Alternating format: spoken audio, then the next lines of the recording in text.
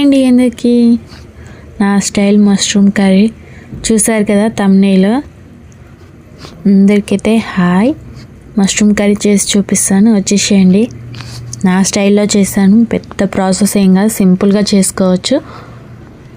First అయితే మనం mushroom clean చేసుకోవాలి. ఇదే కొంచెం పెద్ద ప్రాసెస్. ఇలా మట్టి మట్టి ఉంటుంది కదా, కొంతమందికి కడిగేసి చేస్తారు. నేనైతే పైన లేయర్నంతా షాక్తో స్మూత్గా తీసేసాను. తర్వాత 2-3 టైమ్స్ క్లీన్ చేసుకొని చూడండి ఎంత బాగా వచ్చాయో. మీరు కూడా ఇలానే క్లీన్ చేసుకోండి. ఆనియన్స్, టమాటోస్ నేను కట్ చేసి పెట్టుకున్నాను. మసాలాలు కూడా అన్నీ తీసి పెట్టుకున్నాను అనమాట. ఆయిల్ పోసేసాను. ఆనియన్స్ అయితే ఇలా మీకు లేదంటే చిన్న చిన్నగా కూడా స్లైసెస్ లాగా లేదంటే అట్లా కూడా కట్ చేసుకోవచ్చు.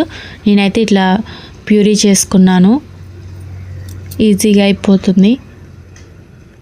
టమాటా ప్యూరీ కూడా చేసేసాను. అల్లం పేస్ట్, పసుపు వేసాను.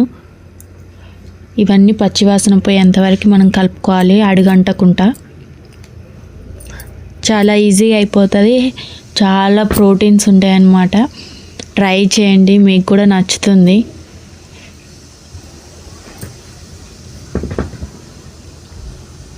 పచ్చివాసన పోయేంతవరకు కలుపుకుంటూ ఉండాలి, లేదంటే అడుగంటిపోతుంది.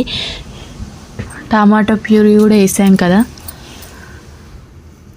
టమాటోస్ ప్యూరీ లేకుంటే ఇలా స్లైసెస్ లాగా కూడా మీరు కట్ చేసుకోవచ్చు, చిన్న చిన్న పీసెస్ కూడా. నేను కారం, ఉప్పు కూడా వేసేసాను. ఇట్లా ఆయిల్ అనేది సపరేట్ అయ్యే టైంలో మనం మష్రూమ్స్ వేసుకుంటే టేస్ట్ ఉంటుంది. నేను వాటర్ పోస్తలేను చూడండి, ఆయిల్ అంతా సపరేట్ అయ్యేంతవరకు కలుపుకుంటున్నాను. ఆయిల్ అంతా ఇలా సపరేట్ అయ్యే టైంలో మష్రూమ్స్ వేసుకోండి. మష్రూమ్స్లో నుంచి వాటర్ వస్తాయి, దాంతో సగం ఉడికిపోతాయి అన్నమాట. కొంతమంది ఆయిల్లో ఫ్రై చేస్తారు మష్రూమ్. నేను అలా చేసలేను, డైరెక్ట్ వేస్తున్నా. డైరెక్ట్ వేసుకుంటే వాటర్ వస్తాయి మష్రూమ్లో నుంచి, వాటితోటే సగం ఉడికిపోతుంది కర్రీ అయితే. మష్రూమ్స్ చూడడానికి ఇంత పెద్దగా ఉన్నాయి కదా, ఉడికితే మాత్రం చాలా చిన్నగా అయిపోతాయి. వాటిని స్మూత్గా ఫిష్ కర్రీలో మనం ఎలా అయితే కలుపుతామో అలా కలపాలి, లేదంటే విరిగిపోతాయి. స్మూత్గా కలుపుతూ ఉండాలి. చూసారు కదా వాటర్ ఎలా వచ్చాయో.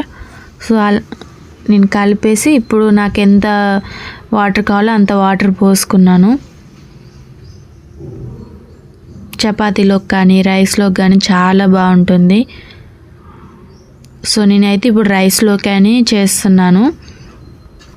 ఇలా బాగా మరిగే టైంలో కస్తూరి మెంతి తీసుకోండి, కొంచెం కొత్తిమీర, కస్తూరి మెంతి వేస్తే చాలా బాగుంటుంది. టేస్ట్ కర్రీకి బాగా వస్తుంది,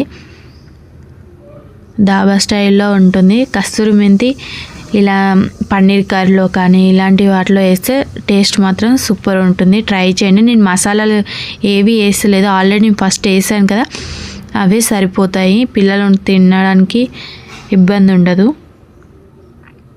నచ్చితే కానీ లైక్ చేయండి. ఫస్ట్ టైం నా ఛానల్ చూస్తే సబ్స్క్రైబ్ చేసుకోండి. ఎలా ఉందో కామెంట్ చేసి చెప్పండి.